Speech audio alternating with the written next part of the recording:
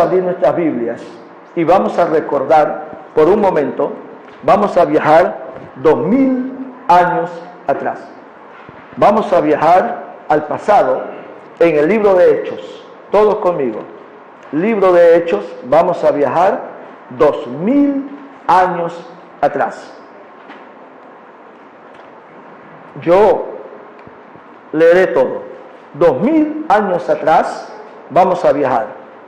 Y vamos a pensar, antes de leer la Biblia, vamos a pensar por un momento y vamos a aterrizar en Jerusalén, una antigua ciudad que no se parece absolutamente en nada a lo que es la ciudad de Jerusalén en el día de hoy. Y vamos a ver que hay un rumor en la calle de que hace unos días atrás murió un hombre que dice que era el Mesías, y él dijo que iba a resucitar. Algunos dicen que robaron el cuerpo, pero otros están seguros que él resucitó, y otras, más de 500 dan testimonio que se les apareció a ellos. Ese es el rumor que hay en Jerusalén en ese momento. Mientras ese rumor corre en Jerusalén, se está diciendo en ese momento que los discípulos están reunidos fuera de Jerusalén, y se dice que el Señor se les acabó de aparecer y les ordenó la evangelización del mundo entero, y que esos discípulos han dicho que regresan a Jerusalén para entrar en un tiempo de oración y esperar lo que Dios les va a dar a ellos. Se acaba de celebrar la Pascua, que es la muerte de Cristo, el abril 14, se acaba de celebrar la Pascua. Ahora, después de la muerte de Cristo, están corriendo 10 días de distancia solamente, y ellos están llegando a Jerusalén y llegan al aposento alto. Hay dos versiones que dicen que el aposento alto es la casa de Juan Marcos, que tenía aposento alto, pero a pesar de que la madre era adinerada, no se dice que esa señora viviera en una casa tan enorme que cabían 120 arriba. Por esa causa se ubican los 120 orando directamente en el templo.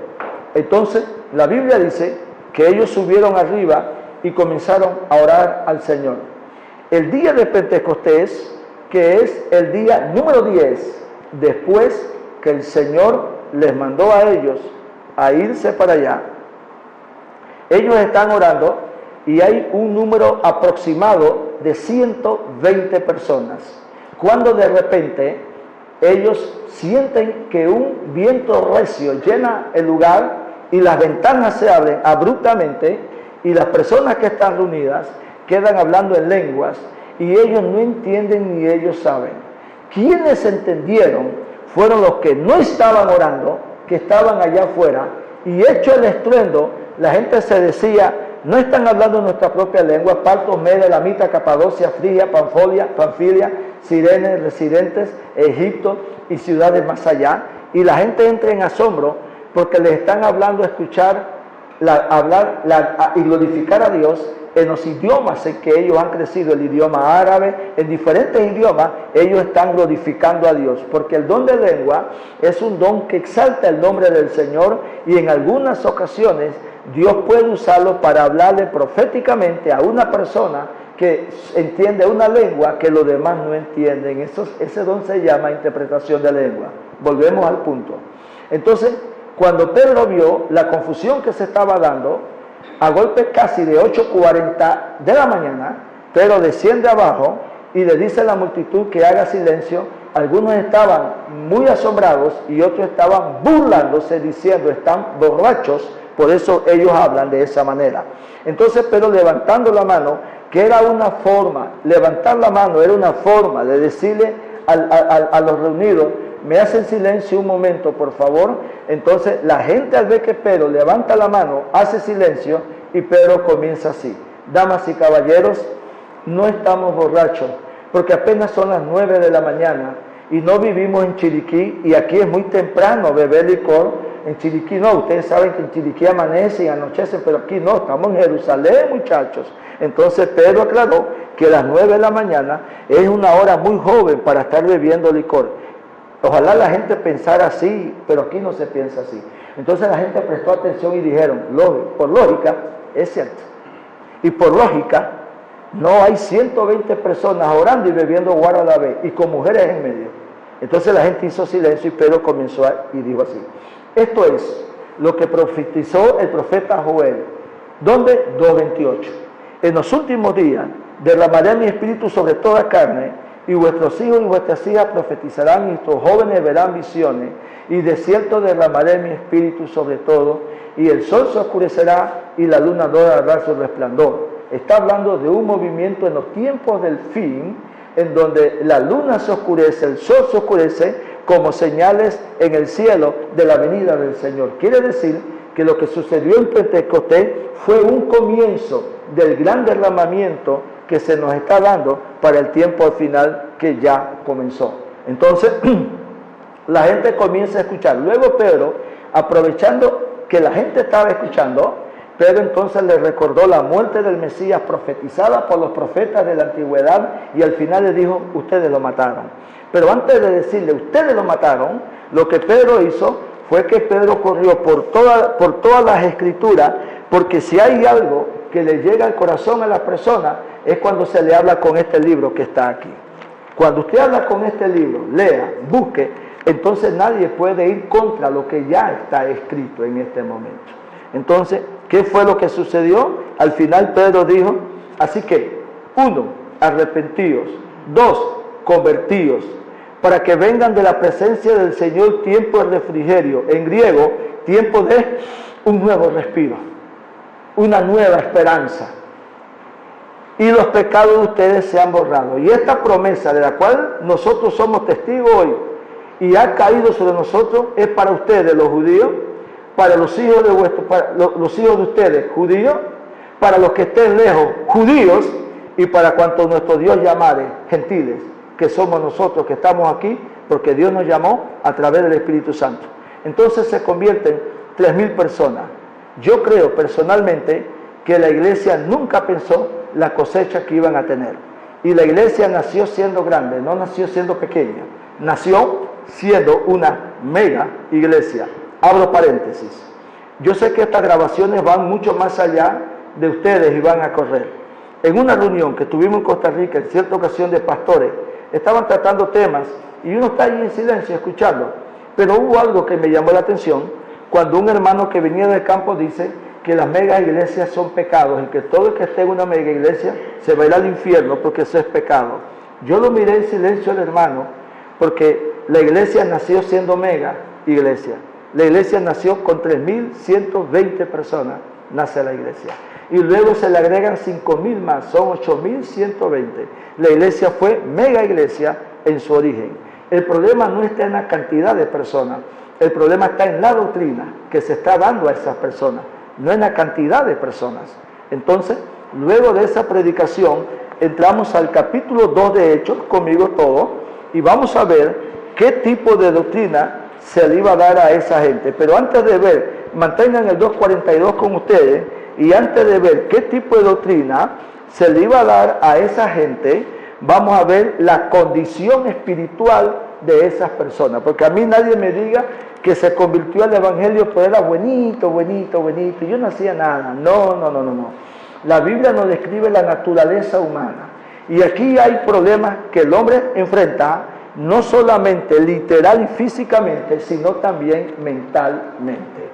Hay problemas graves que se llevan en la mente y que tarde que temprano, si no se controlan, van a adueñarse de nosotros y nos van a hacer mucho daño.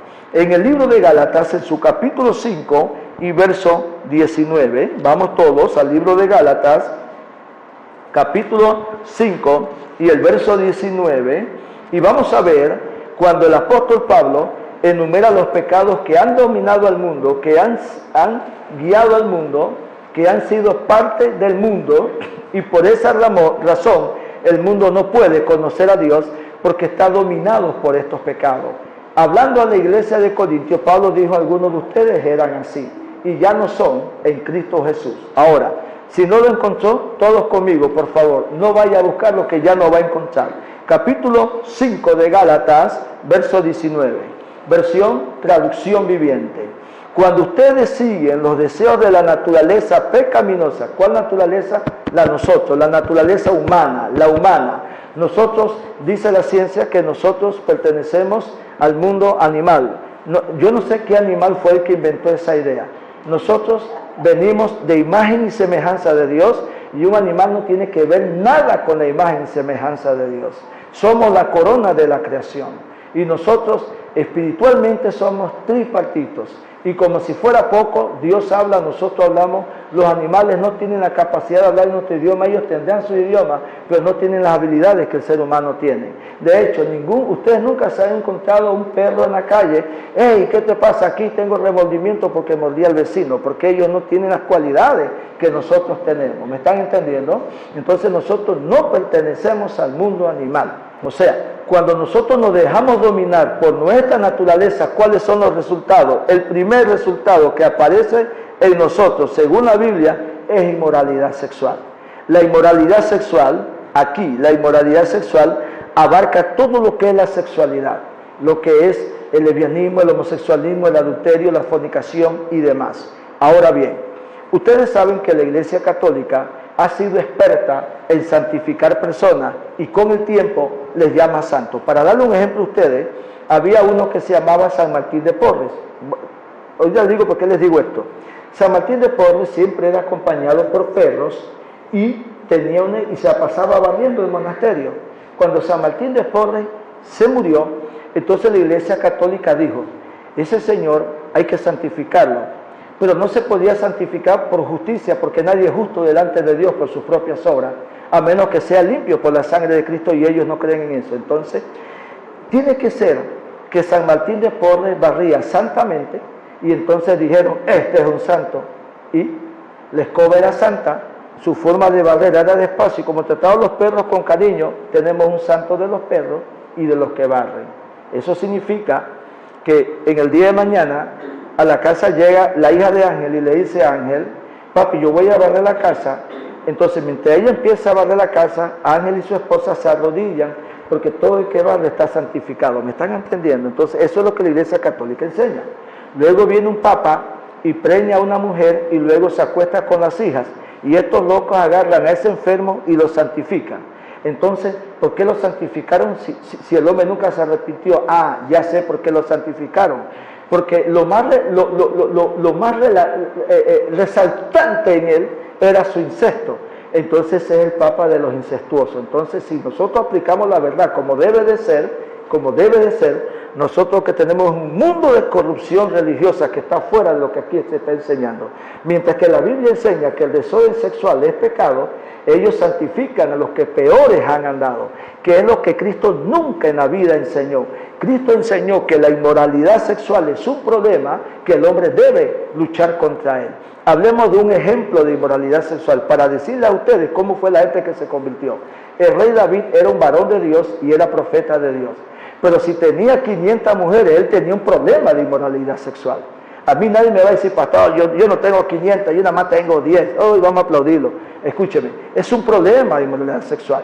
Luego viene Salomón y llega al poder y tiene 1000. Quiere decir que el problema de David se duplicó en el Señor Salomón. Se duplicó automáticamente.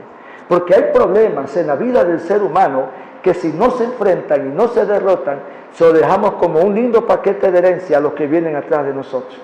Entonces, ¿de dónde viene David? De Rahab la ramera. ¿Y quién fue Rahab la ramera? Fue una prostituta. Entonces, quiere decir que en la línea de ellos habían problemas que tenían que ser cortados. Número 1, pasiones sexuales, inmoralidad sexual. Impurezas. Sigue hablando de lo sexual. Prácticas en el sexo que no deben de darse. Pasiones sensuales, que no está hablando de sexo, pero está hablando de personas que quieren mostrar siempre sensualidad en su forma de hablar, en su forma de vestir, en su forma de andar. Hay personas que manifiestan mucha sensualidad. Cuando hablan con un doble sentido. Cuando visten, lo hacen para mostrar algo, y eso pertenece no solamente a la pasión sensuales, sino que lleva la inmoralidad sexual. Por eso, recuerden el texto bíblico que le dije a ustedes, que está en Timoteo, donde dice que la mujer vista decorosamente y dice, hermana, aprende a vestir, hermana, y comienzan a hablar y a gritar, y la gente a veces no entiende bien, pero en vez de estar gritando tonterías, ¿por qué no buscan el griego? Y el griego dice que vista de tal manera que no despierte lujuria en los que le ven. Se acabó el problema, muchachos. No necesitamos estar insultando ni haciendo un espectáculo que las mujeres. Después de eso sigue idolatría. La idolatría tiene que ver con ídolos, sí, pero también mamá puede tener un hijo ídolo, papá puede tener un apellido ídolo, una cuenta bancaria ídolo, porque hay muchachos que cuando llegan a la escuela dominical, si un niño se porta allá atrás y sale aquí afuera y sale llorando y dice, la maestra me regañó, ninguna madre tiene permiso de ir a insultar a ninguna maestra. Lo que tienen que hacer es agradecer que lo que no le hacen en la educación, que no dan en la casa, se están ayudando a dar en la escuela dominical. ¿Me están entendiendo ustedes? Estamos hablando con claridad, porque a veces estamos dispuestos a levantarnos contra el pastor y pegarle una gritada si es necesario, pero no me toquen a mi hijo Dios. Y eso no puede ser. Del más pequeño al más adulto viene aquí para ser formado. Para eso venimos nosotros aquí. Luego sigue hechicería. Cuando dice hechicería, está hablando de cualquier pecado que tenga que ver con satanismo. Cualquier pecado que tenga que ver con ciencia oculta. Póngale a ello horóscopo, póngale a ello medium, lo que usted quiera, tiene que ver con satanismo. Luego dice hostilidad. Quiere decir que nosotros debemos procurar contener nuestro mal genio y no carácter, porque no me diga a mí que una persona que amenaza a otra y que le grita, uy, ¿qué carácter tiene? No, definamos con el diccionario, eso no es carácter, eso es mala crianza. Seguimos con el asunto. Dice peleas, o sea, se está hablando de toda nuestra naturaleza. Nosotros por naturaleza somos peleones. Y no se puede dar una pelea sin que antes ofenda a alguien. Quiere decir entonces que tenemos que buscar la forma de convivir como hermanos sin soltar palabras que hieran el sentimiento de otro que nos está escuchando. Entonces debemos cuidar nuestra forma de hablar de tal manera que no vayamos a herir los sentimientos de un hermano. Porque eso puede ser para Dios, puede ser un problema. Porque Dios nos ha puesto para trabajar unidos y no para maltratarnos, pues las palabras suelen ser más hirientes que los mismos golpes. Por eso la Biblia dice que la lengua es un mundo de maldad. No debería haber celo entre nosotros. Cuando yo inicié el ministerio, cuando Dios inició el ministerio en mí, eso fue lo primero que yo enfrenté. Y no solamente eso, cuando estuve en Costa Rica lo enfrenté. Y cuando he estado aquí, lo he enfrentado también. Yo fui a Boquete a dar una conferencia hace un par de años atrás sobre tiempos finales. Y hablamos sobre el nacimiento del Mesías. Luego el pastor se llevó una calentura conmigo y dijo que cuando en la vida Jesús había nacido el 15 de septiembre, que él aprendió que es el 25 y el 24 y nadie se lo quita a él. Realmente, ¿quién enseñó que Jesús nació el 24 de diciembre? Roma, no la Biblia. Entonces, lo que él imparte en su iglesia es enseñanza romana. Yo qué rayos tengo la culpa de que este neófito gaste su tiempo predicando la Roma y no la Biblia. Entonces, de allí nace la idea que cuando me ven, varón, ¿cómo está? Y de una vez van caminando, pero en el fondo se llama celo ministerial, se llama eso. Y el celo ministerial, cuando alguno quiere tener celo por el hermano que está creciendo, no debe sentirse mal, debe buscar el camino de crecimiento y verá cómo todo se equipara. Pero nunca debemos estorbarle el crecimiento a quienes van hacia arriba de una forma u otra. Jesús dijo a los fariseos, si no, ustedes no hablaran, o los profetas no hablaran, las piedras lo van a hacer. O sea, Dios va a buscar recursos donde no hay, pero la obra tiene que caminar. Por eso, un miembro de una congregación es desafiado y retado a caminar y a crecer continuamente y no estancarse. Por eso, yo soy un ministerio de oportunidades y a ustedes se les da una oportunidad. Tienen que apreciarla, tienen que aprovecharla y dejarse formar y dejarse conducir. Y llegará el momento que ustedes van a entender que no es por sentimiento ni es por consejo, sino es por Biblia que nosotros tenemos que caminar conforme a lo que está escrito. El peor error que yo puedo cometer como pastor es abandonarlos a ustedes para que ustedes como jóvenes griten, como jóvenes canten, como jóvenes salten, como jóvenes y al final no saben un rayo de nada. Entonces yo tengo que tomar la dirección para fortalecerlos, enseñarles para que ustedes de aquí a 4, 5, 6 meses, ustedes se demuestren como Daniel, que la alimentación de ustedes supera la de Babilonia y su rostro es diferente a los del palacio del rey de Babilonia. Y eso tiene que ver con la enseñanza que ustedes van a recibir. Bien, después de eso, está hablando de arrebatos de furia, lo cual es muy común en las personas. Arrebato de furia significa control de la ira sobre una persona. Por eso hay gente que mata a otro y dice, Dios mío, ¿qué acabo de hacer? Se dejaron llevar por la ira y botaron una expresión que mató todo lo que se estaba haciendo. Por eso uno debe tener control sobre uno mismo. Salomón escribe, es mejor tener control de uno mismo que tomarse una ciudad. Entonces, Salomón lo que está enseñando es que el éxito de tomarse una ciudad no tiene sentido si yo no he tomado mi espíritu y no tengo control. A eso, en la segunda carta de Pedro, en el capítulo 1, el apóstol Pedro enseña de un don llamado dominio propio, que es la capacidad de dominar nuestros pensamientos, nuestras emociones y en un momento dado nuestros sentimientos. Porque puede llegar el momento que una dama se enamora de un hombre y está perdida locamente, que para ella es el único individuo que existe en este pobrecito planeta que hemos asesinado ya. Entonces, pero sin embargo, se está dejando llevar por un sentimiento. Pero cuando lo analiza bajo la lupa de la lógica, el hombre no le conviene. Pero sin embargo es el sentimiento lo que está dominando. Ay, no, yo muero por él. Ay, no, yo no duermo por él. Y no duermen ni comen pensando en la persona. Pero cuando le hace un análisis moral, él no califica para enfrentar un compromiso. Por eso ustedes como muchachas que están creciendo deben tener la calidad de poder enfrentar con conocimiento bíblico lo que está allá afuera. Y no actuar bajo la presión de la emoción, pasando por alto que hay cosas que en esta vida no funcionarán jamás. Permítame repetirle lo que le dije antes. Cualquiera que lleve esa clase de vida no hereda el reino de Dios. Cualquiera que la lleve, no importa que la lleve. Entonces, quiere decir que está en nuestra naturaleza. Ahora, ante esta naturaleza, veamos lo que Pedro predicó. Volvemos al libro de Hechos, al capítulo 2. Conmigo, por favor. Estamos en la versión traducción viviente. Dice así: Pedro contestó, cada uno de ustedes deben arrepentirse de sus pecados. Pastor, ¿cuáles pecados? Los que acabamos de enumerar. Bueno, a mí nunca me golpeó ninguno. No, ¿verdad que no?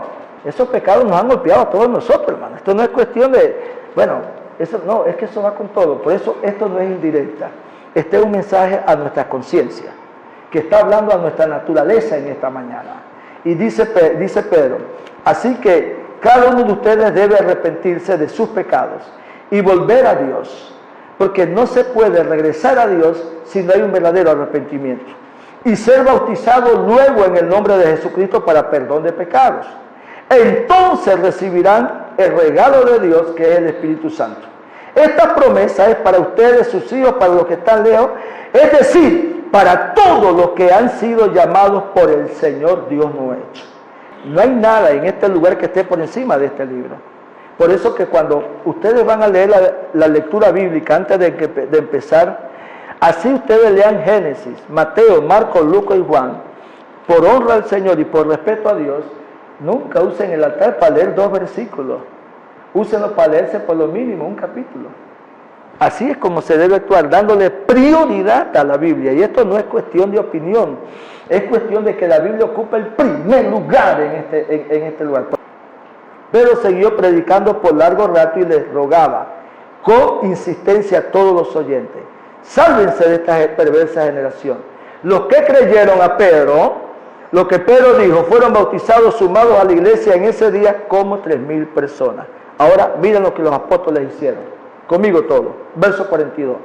Todos los creyentes se dedicaban a la enseñanza. Quiere decir que la prioridad número 1 de un recién convertido se llama enseñanza, se llama formación. ¿Por qué los formaban? ¿Por qué? Porque ellos, al decir que los formaban en enseñanza, aunque no lo diga directamente, ellos estaban preparando los futuros maestros, los futuros profetas, los futuros pastores, los futuros líderes de la iglesia. Por eso que cuando yo me paro aquí frente a ustedes, lo primero que yo tengo que tener en la mente es que estoy preparando una nueva generación. ¿Me están entendiendo? ¿De qué sirve que ustedes hagan un sacrificio y vengan de su casa en la noche o en la mañana para llevarse 0.0 de crecimiento espiritual. ¿En dónde está la ganancia? Si sus hijos regresan a la casa siendo peores que como eran antes, ¿dónde está la ganancia? Por eso es necesario que se dé la enseñanza. ¿Qué hace la enseñanza cuando se da como debe de ser? Vamos un momentito a la segunda carta de Pablo a Timoteo. Vamos todos. La segunda carta del apóstol Pablo a Timoteo, que es un texto que cuando lo encontré hace un tiempito atrás en traducción viviente lo he resaltado donde quiera que voy. En la segunda carta del apóstol Pablo a Timoteo, en el capítulo 3, verso 15, Pablo le dice a Timoteo lo siguiente, 3:15, segundo de Timoteo, desde la niñez se te han enseñado las sagradas escrituras. ¿Desde cuándo? Desde la niñez. ¿Quién se le enseñó? Una madre llamada Eunice y una abuela llamada Loida. Loida enseñó a Eunice y ambas enseñaron a Timoteo desde la niñez. Bien, desde la niñez te han enseñado las sagradas escrituras, las cuales te han dado, número uno, ¿qué te han dado? Te han dado sabiduría. ¿Qué hago yo cuando les enseño a ustedes Biblia? Les estoy entregando un manjar de sabiduría. ¿Me están entendiendo? Nadie puede crecer sin sabiduría. Nadie puede pararse al púlpito sin ese don, primero que nada. Entonces esto no es una lotería. Hermanos, ¿quién va a aplicar? Yo voto por mi tía, yo voto por mi abuelo. Eso no se trata de votación. Se trata de cualidades. Entonces, lo primero que la enseñanza bíblica enseña es sabiduría. Quiere decir que si la enseñanza bíblica se pierde del púlpito, se pierde la sabiduría del púlpito automáticamente. 3. Desde la niñez has sabido las sagradas escrituras, las cuales te han dado sabiduría. Número 1. ¿Qué provoca estudiar Biblia y escuchar Biblia? Sabiduría. Es lo primero que provoca. 2. Para recibir la salvación que viene por confiar en Cristo Jesús. Quiere decir que cuando a mí me enseñan la Biblia y me da sabiduría, esa sabiduría no es para competencia, sino primeramente para salvarme yo. Primeramente para salvarme yo. Eso quiere decir que antes de predicarle salvación a Pancho, primero, ¿por qué no me preocupo por la mía primero? Porque dice la Biblia, ¿de qué sirve que te ganes todo el mundo y al final pierdas tu alma?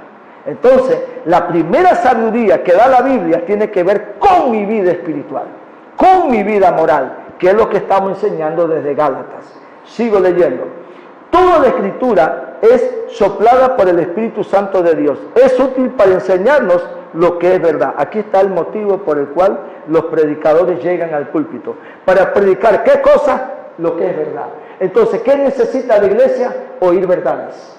Ni a medias, ni mentiras. Verdades. Si ustedes quieren tener éxito en un liderazgo mañana y ustedes desean que Dios los levante en un ministerio, muchachos, yo sería feliz. Pero yo no puedo formarlo a ustedes sin las verdades bíblicas que hay. Y las verdades tienen un problema a veces. Le voy a decir cuál es el problema. Hebreos 4:12. Porque hay gente que llega a decir, si la enseñanza la gente sale sentida, no habló Dios, habló la carne. Y si la gente sale contenta, es porque Dios habló. Es al revés, miren. Miren lo que dice Hebreos 4:12. Pues la palabra de Dios es viva. Número 1, tiene vida en sí misma. 2, es poderosa, ya dice eficaz, produce resultados, significa eso. Es más cortante que cualquier espada, quiere decir que tiene la capacidad de cortar en el mundo natural y en el mundo espiritual. Cuando dice que es más cortante, nos está diciendo que hay momentos que cuando la palabra de Dios entra, va abriendo brecha por todas partes, y a veces nosotros nos podemos sentir mal, porque a veces ella es bálsamo, a veces es martillo, a veces es fuego, pero también es cortante como una espada de 2 filos. Quiere decir que va a cortar al revés y al derecho. Penetra hasta partir el alma, porque la enseñanza no debe llegar al aspecto físico, sino al alma debe de llegar. Y cuando la palabra de Dios se mete en ustedes, ella va a penetrar y va a confrontar el alma que hay dentro de nosotros. ¿Cuál alma? Aquella que le gustan los pecados, que leemos en el libro de Gálatas capítulo 5 anteriormente. Entonces, ¿cómo podemos anular esa vida pecaminosa? Con una palabra que les penetre a ustedes. Pero si yo me pusiese a contar chistes aquí y hacer un espectáculo, entonces ninguna palabra los penetró y los cambió. Por eso es necesario, importante, determinante la enseñanza bíblica en el púlpito. Por eso dice Hechos 2:42, y perseveraban continuamente en la enseñanza de los apóstoles. Porque la enseñanza es el fundamento para crear el carácter de un creyente. Luego dice, penetra entre el alma y el espíritu. Allá dice hasta partir el alma. Présteme atención.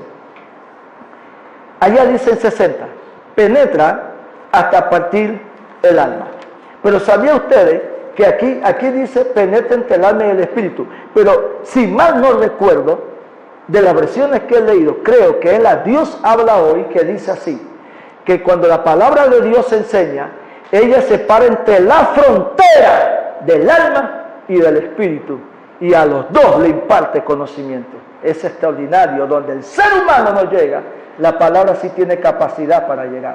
Por eso no debemos menospreciar la palabra de Dios. Por eso nosotros debemos darle el valor que ella tiene. Por eso yo los pongo a ustedes a leer en algunos momentos, porque yo tengo que permitir que ustedes al leer la palabra ella les penetre entre la frontera del alma y del espíritu. ¿Y por qué no del cuerpo, pastor? Porque el cuerpo obedece al alma, el cuerpo no se manda, el cuerpo es la caparazón solamente. Entonces hay que ir al meollo del problema, no al cuerpo. Entonces necesitamos una palabra que separe en esa frontera y los eduque a los dos inmediatamente. Segunda carta aquí de Pablo a Timoteo, que sigue diciendo en el versículo número 16, toda la escritura es soplada e inspirada por Dios y es útil para enseñarnos, 1, lo que es verdad, 2, para hacernos ver lo que está mal en nuestra vida. Cuando esa palabra sale y nos hace ver lo que está mal en nuestra vida, algunos pueden pensar, algunos en las congregaciones donde yo he ido me ha pasado eso. No, el pastor vino a tirar palos. Señores, dejemos que la Biblia nos enseñe. No es partir palos, no es repartir piedras. Es que la Biblia dice que cuando el pastor se para a enseñar, debe usar la Biblia para hacernos ver lo que está mal en nuestra vida. ¿En dónde está el pecado? ¿En dónde está el pecado? Yo les digo a ustedes, es una indirecta por broma, pero realmente no es indirecta. Es que la palabra va de frente. Yo la hago por bromear con ustedes, para que ustedes estén recibiendo la puñalada y se estén riendo conmigo, porque es una forma de darles peonadas a ustedes y que digan, gloria a Dios, eche para adelante, pastor. Entonces, la palabra de Dios debe hacernos ver lo malo que nos estamos comportando. Llega un joven aquí, se sienta, y yo le estoy leyendo a ustedes, vamos a suponer, mandamiento número 5, Éxodo 20. Respeta a tu padre y a tu madre para que te vaya bien. Entonces, ¿qué culto? No me gustó, se puso a hablar de los jóvenes. No se puso a hablar de los jóvenes. El pastor lo que está enseñando es que el éxito de ustedes mañana depende de quiénes son ustedes en la casa hoy. Es todo lo que el pastor está enseñando. ¿Ya? ¿Dónde está el pecado? Cuando yo veo niños en una escuela dominical que tienen alguna necesidad, lo primero que a mí me interesa es apoyar a nuestra gente. Por eso yo los apoyo a ustedes, no porque estoy encantado con ustedes, porque ninguno de ustedes me encanta a mí. Yo los apoyo a ustedes porque uno debe tener sentimiento de padre a la hora de ser pastor. Y uno debe sentir dolor por sus ovejas a la hora de ser pastor. Pero eso no quiere decir que no les parte el alma cada vez que ustedes vengan con la palabra de Dios. Ahora sí entienden a dónde quería llegar. Y se las voy a seguir partiendo mientras estemos predicando aquí, porque es la única forma que todos ustedes cambien, partiéndolos para la mitad en una silla. Ahora bien, seguimos partiéndole el alma. Y decirnos, es útil para enseñarnos lo que es verdad y para hacernos ver lo que está mal en nuestra vida. 3, nos corrige cuando estamos equivocados. Para eso se da la enseñanza. Mientras se está predicando, ¿qué está haciendo Dios? Corrigiendo. ¿A quién corrige? A todos, porque todos necesitamos corrección en un área de nuestra vida. Y sigo leyendo. Cuando estamos equivocados, y nos enseña a hacer lo correcto. Dios usa su palabra para preparar y capacitar a su pueblo para que haga lo bueno. Por eso, después que cambiamos, debemos ser capacitados. Volvemos a Hechos 2:42 de Hechos. Nuevamente, leemos. Todos los creyentes, ¿cuántos creyentes? Entonces, ¿qué quiere decir? Se unificó la iglesia. estaban en un solo sentir, en un solo pensamiento. Hermano, el pastor que tenga toda la congregación metida en la palabra, ese tipo es exitoso. Ese tipo es exitoso. Cuando ustedes me vienen aquí con Biblia y yo lo veo a ustedes leyendo Biblia, yo nunca les digo a ustedes qué bien lo hacen, pero para mí como ministro ese es un éxito. No verlos chateando y riéndose y que leyendo Biblia y riéndose escondido allá atrás. Eso es un fracaso para mí. Pero si ustedes estudian Biblia y yo veo cambio en la vida de ustedes, entonces yo tengo un motivo para decirle gracias a Dios porque la palabra está teniendo éxito en ese lugar. Por eso la palabra de Dios es número uno en cualquier congregación del mundo. Seguimos leyendo. Todos los creyentes se dedicaban a la enseñanza. Se dedicaban significa le dieron prioridad a la enseñanza. ¿Cuántos? Todos los creyentes. ¿Qué significa eso, muchachos? Se les enseñó a darle valor a las escrituras. Por eso, muchachos, van para la universidad, carguen su Nuevo Testamento, porque ustedes son diferentes. Sí podemos resplandecer como luminarias en el mundo. Sí podemos aportar con nuestra luz y sí podemos ser diferentes, porque la formación que recibimos nosotros es más grande que la del CO y que de la U. Solamente porque Cristo Jesús nos ha cambiado, todos podemos sentarnos, compartir juntos, darnos la mano, saludarnos, sin que haya ninguna malicia en nosotros, porque Cristo nos ha cambiado a nosotros. Si Cristo no estuviese en el medio, seríamos un grupo indiferente uno con el otro. Pero no lo somos, porque Cristo nos ha cambiado a nosotros. Porque después de conocer Biblia para sabiduría, esa misma sabiduría que me forma a mí, me enseña que a Dios no le desagrada la falta de unidad. Somos un solo pueblo en Cristo Jesús. Luego dice, y participaban juntos en las comidas, entre ellas la cena del Señor. El versículo 17, tan lindo que creció Corintios con todos los dones del Espíritu Santo, y ahora Pablo se siente molesto con ellos. ¿Puede un pastor ponerse bravo? Sí puede ponerse bravo. ¿Puede un pastor crear problemas? No. Pero puede molestarse el pastor. ¿Por qué Pablo se molesta aquí? Porque la iglesia se dividió y menospreciaban a los pobres. ¿Me están entendiendo? Y uno como ministro puede molestarse ante las injusticias que puedan darse en la iglesia. Veamos. En las siguientes instrucciones, estoy con traducción viviente, 11:17, primera de Corintios. En las siguientes instrucciones no puedo elogiarlos a ustedes. Pablo se siente molesto. No puedo alabarles, dice en aquella versión. Pues parece que hacen más daño que bien cuando se reúnen. O sea, les está diciendo que se convirtieron en una congregación dañina. ¿Qué quiere decir? Que después de tan grandes enseñanzas, se dejaron enfriar y se volvieron carnales.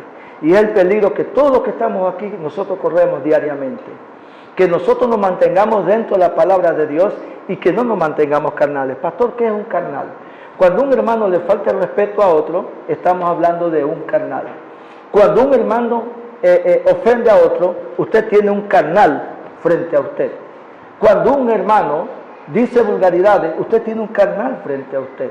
Cuando la iglesia se vuelve carnal, está en su peor estado. Se llama apostasía. Y el pastor debe tratar de que las enseñanzas se paren en la frontera del alma y del espíritu para no llegar hasta allá. Por eso dice, se reúnen para hacerse daño solamente ustedes. Y eso no cabe en la iglesia del Señor. Sigue diciendo, primero oigo que hay entre ustedes divisiones cuando se reúnen como iglesia. Qué triste. No es que hay división entre Pancha y Guancha, allá no. Como iglesia, cada vez que se reúnen se vuelan plomo. Entonces Pablo está enojado en ese momento. ¿Dónde está la formación que recibieron? Por eso es tan importante una palabra que se pare en la frontera del alma y del espíritu y los eduque a los dos, para no ver gente que no la miro, que no me cae bien. Eso es despreciable en una congregación. Eso no puede darse nunca bajo ninguna circunstancia en una congregación. Hay división en la iglesia y hasta cierto punto lo creo. Así que, por supuesto que tiene que haber divisiones, porque entre vosotros deben conocerse los que son aprobados y no. Cuando ustedes se reúnen, la verdad es que no les interesa la cena del Señor. Sigo leyendo. Pues algunos se apresuran a comer su propia comida. En vez de esperar que repartamos la comida ágape para que los pobres que no llevan casi nada le den de los otros que llevan, cada uno se come su comida y quedan nosotros viendo para afuera a ver quién les da comida a ellos. Pablo se calentó por eso. Pablo se calentó. Y viéndolo bien, nosotros debemos aprender de esto. Les repito, todos conmigo. Todos conmigo. Escuchen. Todos conmigo. Voy a concluir. ¿Cuál fue el problema de la cena del Señor? No la cena bíblica, sino la cena ágape. ¿Cuál fue el problema? El problema es que como había gente que tenía posición económica, llevaban pollo, llevaban de todo, entonces se ponía allí y se repartía entre los otros que nada más llevaba un arroz blanco con 2 guineos cocinados y una yuca allá a lo lejos, porque no tenía más nada que poner. Entonces, ¿qué hacían ellos? Agarraban todo, lo partían y lo repartían en todos por igual. ¿Qué situación se dio? Llegó el momento en que bajaron tan espiritualmente que lo que ellos hicieron fue que antes de la cena llamaban a sus hijos y los llenaban de sus carnes y todo, y los otros que llevaban arroz blanco ni siquiera alcanzaban para la salina, se quedaban viendo a los demás.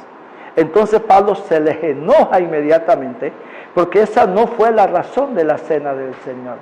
Y en parte, por ese motivo, cualquier cosa que nosotros hagamos para un domingo aquí, más bien es para regalar, porque para mí sería muy penoso, y no lo digo con todo mi corazón, para mí sería muy penoso que los que trabajan llenen sus nietos de comida y los que no tienen plata en ese momento tengan que llevarse los niños por ahí a pie porque no tienen plata para comprar nada. Ese error no lo cometeremos, y si lo cometimos en algún momento nunca más volverá a cometerse en esta congregación.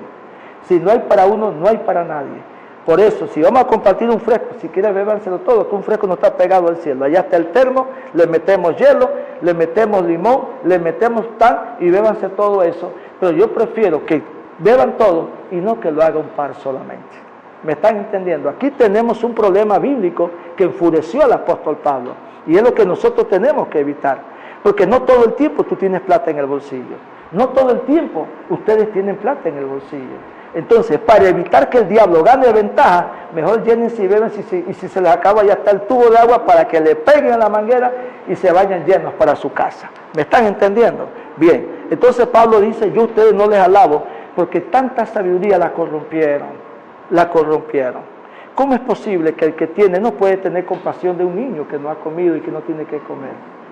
Hermano, en la iglesia eso no puede suceder. Por eso Pablo habla de una palabra que se para en la frontera y les parte el alma por la mitad y les parte el espíritu por la mitad. Y si se ponen bravos, entonces se van bravos, pero se van por la mitad. ¿Entienden? Pero la Biblia debe prevalecer en su enseñanza por encima de todo. La Biblia no se acomoda a nadie. Somos nosotros que nos acomodamos a ella. No ella a nosotros. Finalmente, dice, cuando ustedes se reúnen, la verdad que no les interesa la cena del Señor. ¿Cuál es la cena del Señor? Pan y vino. Pan y vino. ¿Y cómo se toma eso? Pues algunos se apresuran a comer su propia comida y no la comparten con los demás. Por eso esta traducción es bonita. Es bonita. Si ustedes tienen plantas, cómprenme otras para tener bastante igualitas allá atrás en la oficina. Y sigue diciendo, como resultado, algunos se quedan con hambre, mientras que otros hasta se emborrachan. Qué vergüenza, se perdió el temor, se perdió el conocimiento. ¿Se dan de cuenta ahora que es un error predicar un evangelio barato? Que todo el mundo se sienta contento, porque todos seguiremos siendo carnales al salir de aquí. Ese no es el objetivo de venir a la casa de Dios. Sigue diciendo, ¿qué? ¿Acaso no tienen sus propias casas para comer y beber? ¿Qué hizo Pablo? Los mandó a hartarse en su casa. Si van a dividir la iglesia, dice Pablo, se me largan de aquí y se comen su iguana y sus cosas allá en su casa, pero no usen la iglesia para menospreciar a los que no tienen, porque Dios es un Dios de pobres. No usen la iglesia para eso. Y hay veces que nosotros podemos cometer errores que pueden ser corregidos. Lo único que necesitamos es corregirlos y no volverlos a cometer. Hay veces que en la buena voluntad queremos hacer muchas cosas y no nos damos cuenta que podemos estar golpeando a otros. Por eso, lo que dice Pablo, lo que hagamos de palabra, pensamiento y hecho, que sea para la gloria del Señor. Lo analizamos todo. Alguien me dijo a mí, pastor, y entonces el Día de las Madres. Yo le dije, el Día de las Madres, ustedes se levantan temprano, ustedes se bañan, se sientan en el sillón, se ponen a ver una peliculona que a ustedes les guste, porque yo estoy pensando seriamente en la compra de un terreno, y ustedes, después que se sienten en el sillón y ven la película, pónganse ahora para que el pastor tenga el billete para el teléfono. Pastor, y el Día del Padre, como ellos trabajan, ellos van a matar su gallina en su casa van a reunirse con sus hijos, la van a compartir y esa plata sigue siendo para el local que nosotros queremos comprar. Pastor y los jóvenes le limpian la casa a la mamá y al papá, le friegan los trastes y se sientan con ellos porque la plata sigue siendo para la visión que nosotros tenemos. ¿Me están entendiendo, muchachos? Ya lo arreglamos todo. Y si las mamás quieren una comida, eso no es problema. Entonces yo dije, es cierto, podemos hacer una comida para la mamá. Aquí los que trabajamos, tenga, pastor, mi esposa, mi madre es digna, entonces no hay problema, entonces le hacemos un comidón, o si no las llevamos a comer al restaurante. Con lo que habemos aquí trabajando, tenemos suficiente para hacer un esfuerzo y llevar toda esa madre a comer al restaurante y no ponerla aquí, allá, hermana, ¿qué va a comer? Tanto, y lleva a su esposa y apoyamos todo y la tratamos bien a ella. ¿Me están entendiendo? Pastor, y el regalo, para eso están los maridos que se los hagan. ¿Es cierto o no es cierto? Es cierto. Pastor, y los niños, eso tampoco tiene problema. Como nosotros no creemos el 24 de diciembre, el 31 de diciembre hacemos un culto especial y le damos un regalito a los niños, para no matarle la idea. ¿Y cómo se le compra, pastor? Por favor, si diciembre no es un mes de aguinaldo. Diciembre no es un mes de aguinaldo. Por favor, hombre, usen esto, hermano. Pastor, y el fondo de la iglesia va a comprar un local muy pronto, no se preocupe. Es tan sencillo trabajar sin que nosotros hagamos las cosas mal. ¿Me están entendiendo? Se llama cuidar recursos. Alguien que me diga cuál fue el consejo que Jesús le dio a Judas. Gastar lo necesario. Gasta lo necesario, le dice el Señor a Judas. Compra todos los utensilios de la cena del Señor, pero gasta lo necesario. Lo que no necesitamos, no lo compres. Muchachos, terminamos aquí la enseñanza. Me siento feliz de habérsela dado, créalo. Y la enseñanza continúa.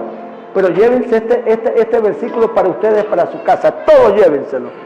La obligación que todo pastor tiene es predicar un mensaje tan bíblico que se pare en la frontera del alma y del espíritu y los eduque. Ese es el motivo por el cual ustedes están aquí.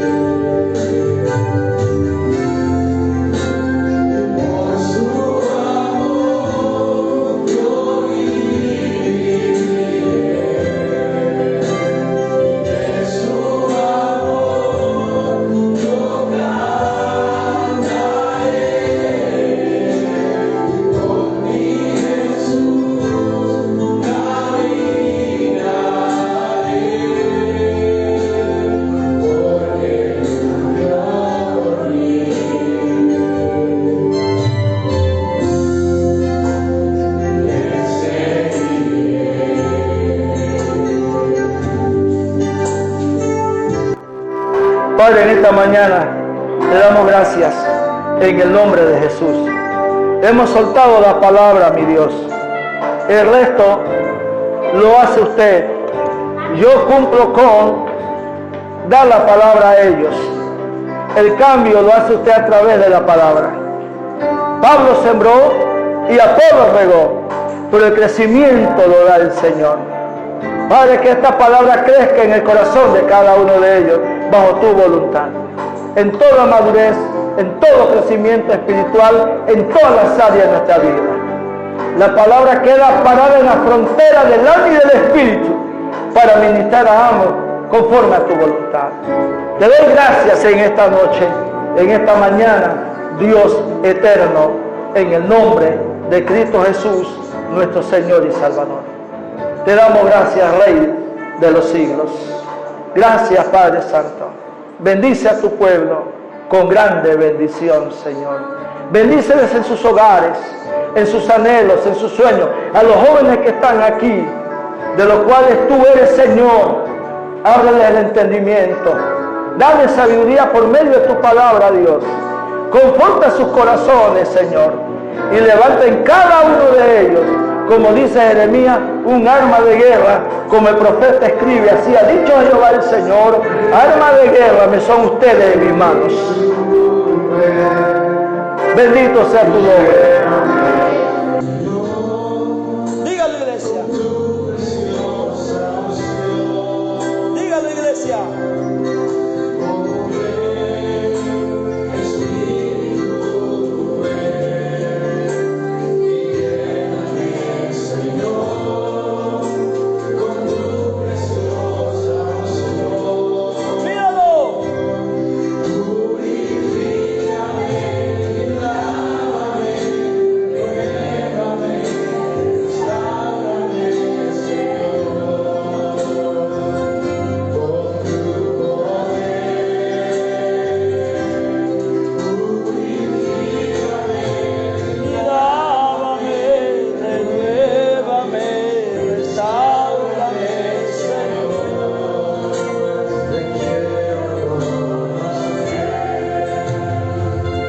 Gracias te damos, Dios, en esta mañana.